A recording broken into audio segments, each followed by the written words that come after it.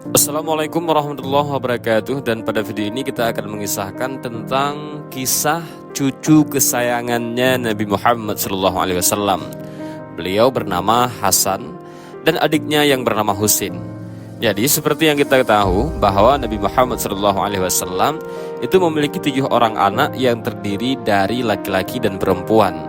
Salah satu anak beliau adalah Fatimah Az-Zahra yang menikah dengan seorang laki-laki yang sangat baik akhlaknya, yaitu Ali bin Abi Thalib radhiyallahu an, seorang Khulafaur Rasyidin yang dikenal juga dengan julukan Babul Ilmi atau gerbang pengetahuan.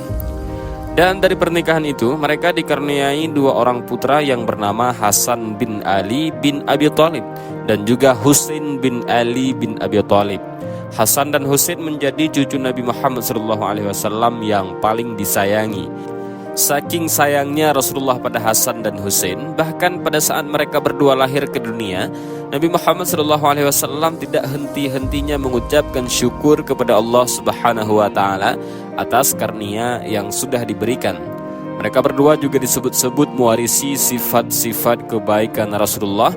Dan karena kebaikan mereka pula, Hasan dan Husain menjadi 2 cucu Nabi yang dijamin masuk surga oleh Allah Subhanahu wa Ta'ala. Dan selamat datang kembali di channel Tafakkur Fiddin. Jadi Hasan adalah anak pertama dari pasangan Ali bin Abi Thalib dan juga Fatimah. Nama Hasan merupakan pemberian dari Rasulullah SAW. Dan menurut Tarikh Al-Khulafa yang ditulis oleh Imam Suyuti, Hasan itu lahir pada pertengahan Ramadan, yaitu 3 Hijriyah. Hasan dikenal sebagai sosok yang sangat cerdas dan mampu menghafal hadis dan juga Al-Quran dengan sangat cepat dan juga memiliki sifat yang sangat lemah lembut. Hasan juga dikenal sebagai sosok yang tampan sekaligus dermawan, sehingga beliau juga dijuluki sebagai Karimu Ahlil Bait atau keluarga Rasulullah yang paling dermawan. Oleh sebab itu, sebagaimana diriwayatkan oleh hadis riwayat Bukhari, Nabi SAW pernah berdoa, "Ya Allah, aku mencintai Hasan, maka cintailah ia, dan aku mencintai orang yang mencintainya." Dan selain itu, juga bahwa sejak kecil Hasan ini juga disebut mirip sekali dengan Rasulullah SAW, di mana kemiripan Hasan dengan Rasulullah ini pernah divalidasi oleh Abu Bakar As-Siddiq, sebagaimana tertuang di dalam hadis riwayat Bukhari. Dan dalam riwayat tersebut diceritakan bahwa suatu ketika pernah setelah melakukan sholat asar, Abu Bakar keluar masjid bersama Ali bin Abi Thalib. Mereka kemudian melihat Hasan yang sedang bermain dengan anak-anak lainnya. Kemudian Abu Bakar pun menghampiri Hasan dan menaikkannya di atas tengkuknya sambil berkata, "Demi ayahku, engkau serupa dengan Rasulullah, tidak serupa dengan Ali," kata beliau. Dan Ali bin Abi Thalib sebagai ayah kandung Hasan pun tertawa mendengar celetukan Abu Bakar radhiyallahu an. Setahun kemudian setelah kelahiran Hasan, Fatimah Az-Zahra pun kembali melahirkan seorang putra. Sebagaimana dengan kakaknya, beliau diberi nama Husain oleh Rasulullah SAW. Asal mula nama cucu Rasulullah ini pun pernah diceritakan oleh Sa'ad yang meriwayatkan dari Imran bin Sulaiman, di mana pada saat itu Rasulullah berkata, "Hasan dan Husain adalah 2 nama dari nama-nama penghuni surga, dan tidak ada seorang Arab pun yang memakai nama tersebut pada zaman jahiliyah." Ibaratnya nama Hasan dan Husain ini adalah nama baru yang belum pernah dipakai oleh siapapun. Nah, sedikit berbeda dengan kakaknya yang memang lebih lembut, Husain ini dikenal sebagai anak yang memiliki karakter gagah berani. Dan sosok Hasan ini mirip dengan Rasulullah SAW mulai dari dada ke atas, sedangkan sosok Husain ini mirip dengan Rasulullah dari bahagian dada ke bawah. Dan hadis riwayat Bukhari juga pernah meriwayatkan dari Rasulullah yang mengungkapkan perasaan kesayangnya kepada Husain yang berbunyi, "Husain dariku dan aku dari Husain. Allah mencintai orang yang mencintai Husain. Husain adalah salah seorang dari anak cucu," kata beliau. Kasih sayang Rasulullah kepada Husain juga tergambar sekali. Ini pada saat beliau diundang makan oleh seorang sahabat, di mana setelah acara makan-makan itu selesai, Rasulullah pun bergegas pulang. Dan pada saat di perjalanan pulang, beliau melihat Husain yang sedang bermain dengan anak-anak sahabatnya. Rasulullah pun langsung bergegas mendahului para rombongan dan langsung menghampiri Husain. Dan pada saat berada di hadapan Husain, beliau membentangkan tangan untuk memeluk Husain sembari mencubit dagunya. Dan Masya Allah. Dan meskipun secara karakter cukup berbeda, mereka berdua sama-sama disayangi oleh Rasulullah SAW. Dan menurut beberapa sumber, Rasulullah sayang sekali sama Hasan dan juga Husain. Salah satunya karena Rasulullah telah kehilangan anak-anak lelakinya pada saat mereka masih kecil. Sebagaimana Rasulullah memiliki 3 orang putra, yaitu Qasim, Abdullah dan Ibrahim. Qasim lahir dari istrinya Rasulullah, yaitu Khadijah radhiyallahu an. Namun Qasim ini wafat di usia 2 tahun. Selanjutnya putra Rasulullah yang kedua yaitu Abdullah, yang juga lahir dari istri Rasulullah Khadijah radhiyallahu an. Dan menurut para ahli sejarah Islam, Abdullah ini lahir setelah masa kenabian dan meninggal dalam usia yang masih sangat kecil. Terus sedangkan anak ketiganya Rasulullah yang bernama Ibrahim, yang lahir dari istri Rasulullah yang bernama Maryah al-Qibtiyah. Akan tetapi Ibrahim juga wafat di usia yang sangat kecil, yaitu di usia 17 bulan. Dan oleh karena itulah Rasulullah sangat mengasihi kedua cucunya itu. Dan hal ini juga terbukti sejak kelahiran mereka. Beliau ini sering berkunjung ke rumah Fatimah dan juga Ali untuk bermain bersama Hasan dan Husain. Rasulullah juga diketahui sering sekali mengajak kedua cucunya untuk berjalan-jalan keluar rumah dan meletakkan mereka di kedua pundak beliau. Dan pada suatu hari, seperti biasa, Hasan dan Husain ini naik di pundaknya Rasulullah dan diajak oleh Rasulullah untuk berjalan-jalan di sekitar rumahnya. Dan pada saat perjalanan, mereka bertemu dengan salah seorang sahabat Rasul yang berkata, "Betapa mulianya anak yang engkau gendong ya Rasulullah." Mendengar hal itu, Rasulullah pun langsung mengiyakan seraya memanjatkan doa kepada Allah Subhanahu wa taala untuk Hasan dan juga Husain. Kasih sayang Rasulullah ini tidak pernah berhenti dengan mendoakan mereka dengan kebaikan. Dan juga beliau memperbolehkan kedua cucunya untuk bermain-main pada saat beliau sedang melakukan sholat. Pernah suatu ketika waktu Hasan dan Husain menunggangi punggungnya Rasulullah ketika Rasulullah sholat. Dan pada saat itu Rasulullah sama sekali tidak menurunkan mereka, sampai mereka sendiri yang turun. Jadi dibiarkan saja sambil membiarkan mereka tetap bersenang-senang. Jadi pada saat Rasulullah itu sujud, dibiarkan saja mereka tidak diturunkan sama Rasulullah. Dan ketika Rasulullah sedang ruku', Rasulullah dengan sengaja merenggangkan kakinya agak lebar sehingga cucu beliau Hasan dan Husain bisa bermain-main di bawahnya. Dan atas perlakuan Rasulullah yang kadang-kala cenderung memanjakan kedua cucunya ini, suatu hari sahabat beliau pun yang bernama Abu Ayyub al-Ansari bertanya, "Wahai Rasulullah, apakah kau mencintai mereka?" Dan Rasulullah menjawab, "Iya, bagaimana tidak? Mereka adalah 2 wewangianku di dunia yang selalu kuhirup aromanya." Dan segitu sayangnya beliau kepada Hasan dan Husain yang tidak jarang membuat para sahabat ini pun juga menjadi bertanya-tanya. Tetapi meskipun kasih sayang yang Rasulullah berikan kepada Hasan dan juga Husain sama besarnya, namun perlakuan beliau kepada keduanya ini cukup berbeda. Hal inilah yang membuat Husain, sang adik, ini sedikit merasa cemburu sama kakaknya.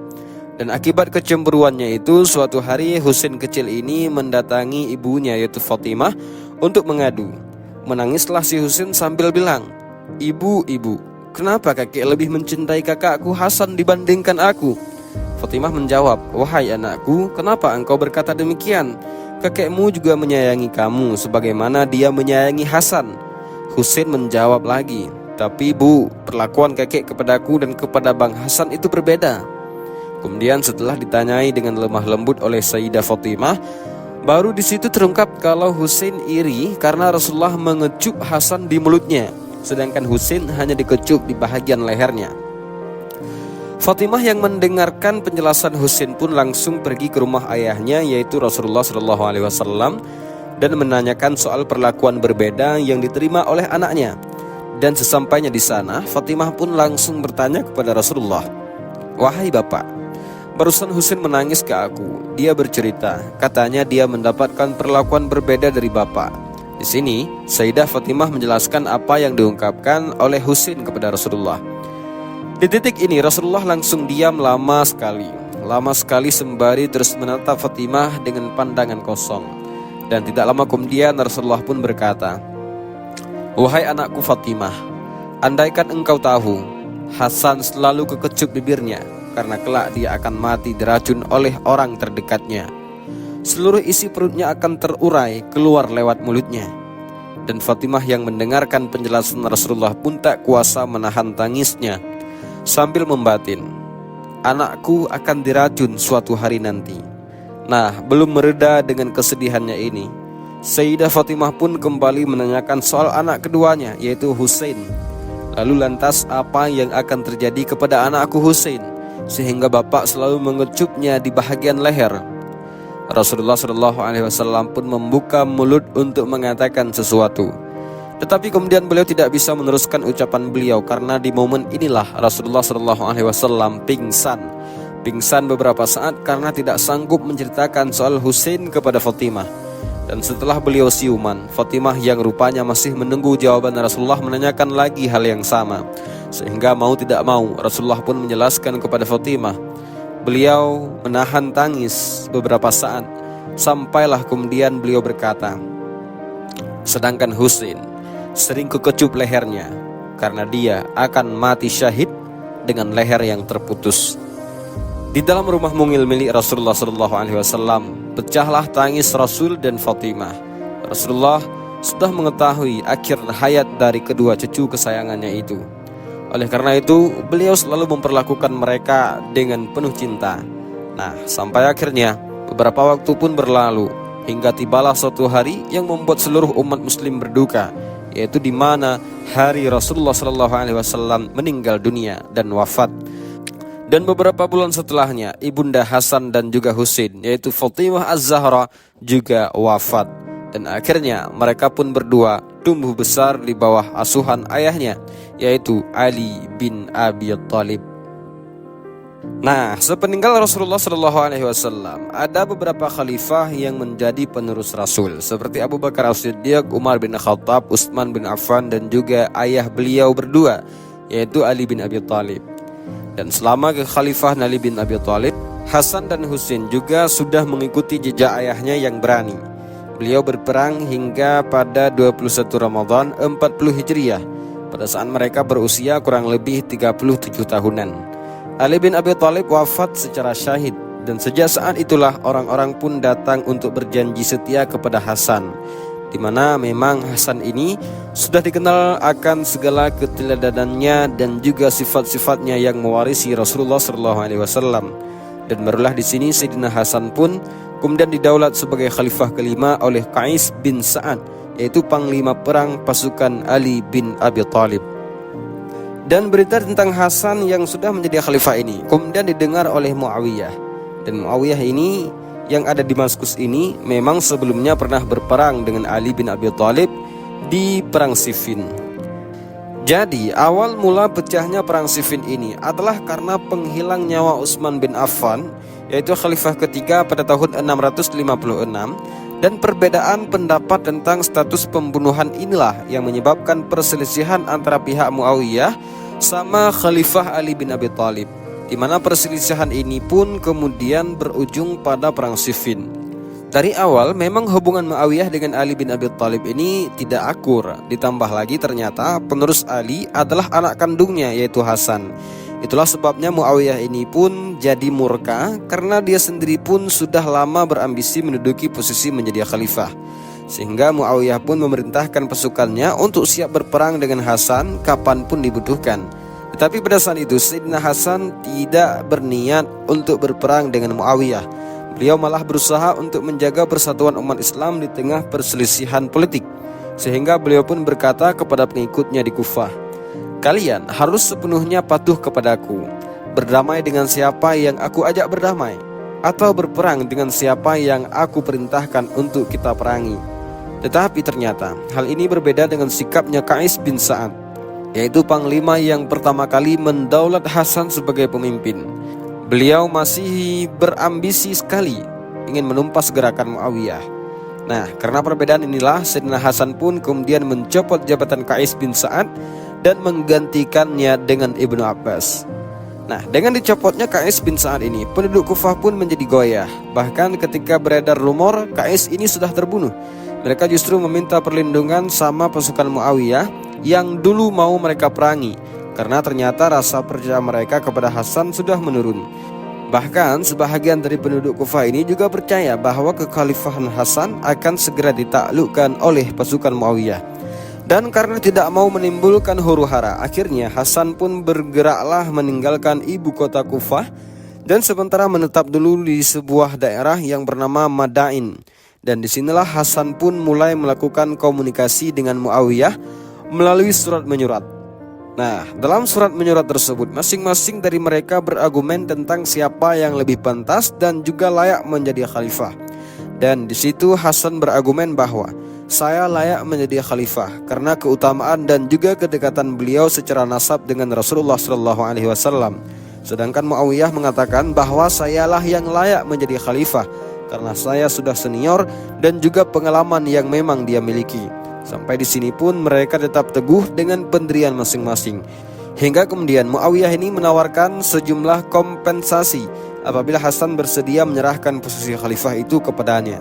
Hasan yang memang memiliki kepribadian cinta perdamaian, cinta kedamaian, akhirnya menyetujui untuk mundur dari posisinya itu. Karena beliau tidak ingin terjadi pertumpahan darah yang lebih besar antara dua kaum muslimin. Dan ternyata memang betul dengan mundurnya Hasan, perang saudara yang memang sudah dimulai sejak perang Jamal dan juga perang Siffin akhirnya bisa dihentikan. Imam At-Tabari mencatat Hasan mundur pada tanggal 6 Mei tahun 661. Nah, setelah mundur, beliau pun resmi meninggalkan Kufah dan tinggal di Madinah sebagai rakyat biasa. Hasan hidup sebagai warga biasa selama 9 tahun sebelum akhirnya beliau wafat akibat diracun. Waktu itu, beberapa saat sebelum menghembuskan nafas terakhirnya, beliau sempat berkata kepada adiknya, yaitu Husain, "Aku pernah menderita keracunan 3 kali, tetapi tidak sehebat yang kau alami sekarang." Husain berkata, "Siapakah kira-kira yang telah meracunimu, wahai kakakku? Ceritakanlah sama aku." "Aku tidak bisa memberitahumu, adikku," kata Hasan. Dan kenapa Hasan berkata demikian? Ya, itu karena demi menjaga perdamaian kaum muslimin. Hasan menolak memberitahu orang yang sudah meracuninya karena beliau khawatir nanti adiknya yang memang berkarakter lebih keras akan menuntut balas dendam dan terjadi lagi pertumpahan darah sesama muslim. Tetapi meskipun demikian, memang ada beberapa perbedaan pendapat tentang siapa yang meracuni Hasan. Dan mari kita bahas satu-satu siapa yang meracuni Hasan. Sebahagian besar para penulis sejarah meyakini bahwa yang meracuni Hasan adalah istrinya sendiri yang bernama Ja'dah binti Al-Ashaj atas perintah Muawiyah. Katanya Ja'dah ini diiming-imingi uang sebesar 100.000 dinar jika berhasil menghilangkan nyawanya Hasan. Tetapi di sisi lain, seorang pengembang ajaran tasawuf yang bernama Dr. Ali M. Shalabi, justru beliau menolak pendapat jika Hasan ini diracun atas perintah Muawiyah. Karena menurutnya, Hasan ini tidak lagi menjadi ancaman bagi mereka setelah kekhalifahannya itu diserahkan kepada Bani Umayyah atau Muawiyah. Dr. Ali ini mengatakan tidak ada yang tahu siapa yang sudah meracuni Hasan kecuali Allah Subhanahu wa Ta'ala. Dan pendapat ini juga dibenarkan bahwa beberapa ulama di mana mereka itu semua percaya bahwa hanya Allah Subhanahu wa Ta'ala lah yang tahu siapa gerangan yang sudah meracuni Hasan. Dan pada intinya hingga di akhir hayatnya, Sayyidina Hasan dikenal sebagai seorang yang sangat sabar, lemah lembut dan selalu berpegang teguh pada apa yang diyakininya, yaitu menjaga perdamaian antar umat Islam meskipun beliau harus mengorbankan dirinya sendiri. Dan dari akhir riwayat Hasan ini, apa yang dilihat oleh Rasulullah pada saat Hasan masih kecil, di mana dia akan terbunuh karena diracun, memang betul terjadi. Dan itulah akhir cerita dari sosok Sayyidina Hasan. Dan baik, sekarang kita bahas kisahnya Sayyidina Husain. Setelah kakaknya meninggal akibat diracun, Husain sempat berjanji kepada kakaknya untuk tetap berdamai dengan Muawiyah, yaitu untuk tidak berperang dan juga merebut kekuasaan. Perjanjiannya seperti itu, hingga beberapa waktu berlalu Muawiyah akhirnya meninggal dunia. Dan sejak beliau meninggal, kekhalifahannya pun kemudian diberikanlah kepada anaknya Muawiyah yang bernama Yazid sebagai putra mahkota. Di titik inilah Husain pun merasa sangat marah sekali sama keputusan itu, karena keputusan menjadikan Yazid sebagai khalifah ini bertentangan dengan perjanjian damai yang memang sudah dilakukan oleh Muawiyah dan Hasan. Waktu Hasan setuju untuk mundur dari khalifah, dan kemarahan Husain ini pun akhirnya didengar oleh telinga Yazid. Yazid yang merasa kekuasaan ini pun terancam kemudian mengintailah Husain yang memang tinggal di Madinah. Beliau memerintahkan mata-mata untuk mengawasi setiap gerak-geriknya cucu Rasulullah tersebut, hingga akhirnya Husain sama keluarganya pun memutuskan untuk pindah ke Mekah. Di sisi lain, penduduk Kufah yang pada saat itu memang sudah dipimpin Yazid bin Muawiyah ini merasa tidak puas dengan kebijakan-kebijakan Yazid, sehingga mereka diam-diam mengirimkan surat kepada Husain dan meminta Husain untuk balik lagi ke Kufah supaya bisa dijadikan sebagai khalifah. Nah, dalam surat permintaannya memang sudah diterima oleh Husain. Mereka menyatakan bahwa lebih dari 100.000 penduduk muslimin siap menerima kedatangannya. Tapi meskipun menerima dukungan yang begitu besar dari penduduk Kufah, Husain waktu itu tidak terburu-buru balik ke Kufah. Beliau justru mengutus sepupu beliau yang bernama Muslim bin Aqil untuk pergi dulu ke Kufah untuk mengecek keadaan. Betul tidak ini surat dari penduduk Kufah? Dan akhirnya ia pun pergi ke Kufah. Tetapi tidak lama setelah ia sampai, ia pun menulis surat kepada Husain yang menginformasikan bahwa memang betul warga Kufah sudah bulat keputusannya untuk menjadikan Husain sebagai khalifah. Dan di momen inilah Husain pun akhirnya memulailah bertekad untuk pergi ke Kufah. Kabar tentang Husain yang hendak menggoyahkan kekhalifahan ini pun didengar oleh Yazid. Yazid pun kemudian menggantikan kepala daerah Kufah dengan seorang yang bernama Ubaidillah bin Ziyad yang terkenal kejam sekali. Secara politik, posisinya Ubaidillah ini di bawah Yazid, semacam gubernur atau wali kota yang ada di Kufah. Ia diganti oleh Yazid langsung. Nah, pergantian kepala daerah ini pun membuat penduduk Kufah menjadi ketakutan. Tambah lagi nasib Muslim bin Aqil yang pada saat itu masih berada di Kufah menjadi terancam. Dan dalam kondisi tersebut, Muslim pun berusaha untuk menyelamatkan diri dengan bersembunyi-sembunyi di rumah-rumah penduduk. Hingga pada suatu hari Muslim tertangkap dan langsung dihilangkan nyawanya oleh pasukan Ubaidillah bin Ziyad tadi. Nah, dari sinilah bisa dilihat situasinya di Kufah yang awal-awalnya damai. Tentram-tentramnya berubah drastis menjadi mencekam. Dan selain itu warga-warga di sana juga tutup mulut atas terbunuhnya Muslim. Tidak ada yang mengadu ke Husain. Nah, di sisi lain Husain yang sedang menunggu kabar dari Muslim pun tidak kunjung datang informasi lagi, karena Muslim sudah dibunuh. Tetapi walaupun demikian, beliau tetap yakin dengan kebenaran kabar terakhir dari Muslim tempo hari itu, yang kalau penduduk Kufah ini sudah yakin menjadikan beliau sebagai khalifah, sehingga Husain pun yakin untuk segera berangkat ke Kufah, padahal Kufah lagi mencekamnya. Dan waktu itu beberapa sahabat dan juga keluarganya Husain pun sempat menasihati agar beliau membatalkan niatnya, karena keluarganya juga khawatir penduduk Kufah ini lagi bohong mungkin. Tetapi di titik ini keyakinan Husain sulit sekali dicegah.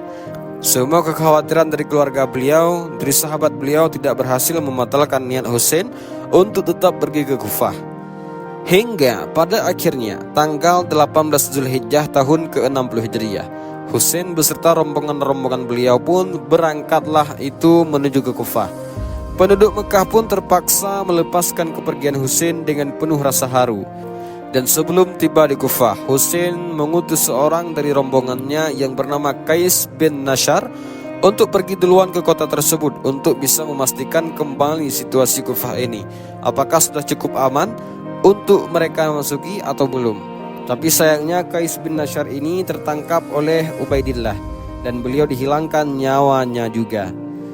Dan di momen ini, sebelum Qais tertangkap, Husain beserta rombongannya sudah mendengar kabar kematian Muslim bin Aqil tadi. Nah, dari situlah rombongan Husain ini pun sebenarnya sudah tahu kalau keadaan di Kufah itu sudah berubah. Tetapi entah kenapa mereka tetap melanjutkan perjalanannya menuju Kufah. Dan kabar kedatangannya Husain yang sudah berada di dekat perbatasan Kufah ini pun terdengar sama pemimpin Kufah waktu itu, yaitu Ubaidillah bin Ziyad. Sehingga pada saat mereka tiba di Karbala pada 2 Muharram 61 Hijriah, Ubaidillah pun mengutus pasukan berkuda di bawah komando panglima bernama Al-Hur. Al-Hur ini menyarankan kepada Husain untuk tidak melanjutkan perjalanan ke Kufah ataupun kembali lagi ke Madinah. Justru beliau meminta Husain untuk menulis surat kepada Yazid dan mengikuti perintahnya. Tetapi Husain tidak menerima tawaran tersebut dan tetap bergerak menuju Kufah.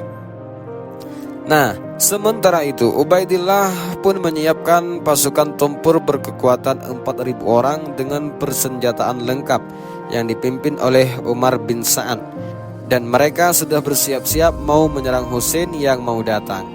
Hingga akhirnya di tanggal 10 Muharram 61 Hijriah, pada saat rombongan Sayyidina Husain sedang beristirahat di Karbala, pasukan Umar bin Sa'ad ini pun langsung datang menyerbu mereka. Dan pada saat itu rombongan Sayyidina Husain yang cuma berjumlah 72 orang, 32 orang prajurit berkuda, 40 lagi pejalan kaki, ini diserbu oleh 4.000 rombongan. Nah, yang jadi pertanyaannya, kenapa Husain ini membawa pasukan yang sangat sedikit? Itu karena memang dari awal Sayyidina Husain ini tidak ada niat untuk berperang. Beliau pergi ke Kufah ini murni atas surat-surat yang memang beliau terima dari penduduk Kufah yang meminta beliau menjadi khalifah. Pasukan Husain pun satu persatu langsung tewas di medan perang. Dan setelah pasukan beliau habis, Husain juga dihilangkan nyawanya dengan cara dipenggal kepala beliau oleh salah satu utusan Ubaidillah yang namanya adalah Sinan bin Anas. Dan Sinan ini juga membawa kepala Sayyidina Husain ke hadapannya Ubaidillah. Dan pada saat hari terbunuhnya Sayyidina Husain, tidak hanya keluarga dan sahabatnya yang berduka, alam pun ikut berduka atas kepergian beliau. Seorang ahli sejarah yang bernama Imam Suyuti mengatakan, dunia itu seakan berhenti selama 7 hari. Matahari meredup laksana menguning. Bahkan di malam hari setelah meninggalnya Sayyidina Husain, itu terjadi gerhana matahari di langit Kufah. Dan begitulah akhir hidup dari Sayyidina Husain. Beliau wafat di dunia dalam keadaan mati syahid, persis dengan apa yang dikatakan oleh kakek beliau, yaitu Nabi Muhammad SAW. Jadi itu dia kisah tentang cucu Nabi Muhammad SAW, yaitu Hasan dan Husain. Terlepas dari sedihnya kisah akhir kehidupan yang menimpa beliau, sudah terjadi atas ketentuan Allah Subhanahu wa Ta'ala. Dan yang pasti ada banyak sekali pelajaran yang bisa kita ambil dari riwayat dan perjuangan dan juga akhlak mulia dari sosok Hasan dan juga Husain ini. Dan untuk menghibur kita sedikit, ada riwayat dari Ibnu Majah tentang Hasan dan Husain. Rasulullah pernah bersabda, Hasan dan Husain adalah dua pemimpin para pemuda penghuni surga, sementara ayah mereka berdua yaitu Ali bin Abi Thalib lebih baik dari keduanya. Dan demikian video ini, mudah-mudahan bermanfaat. Allahu a'lam bishawab. Assalamualaikum warahmatullahi wabarakatuh.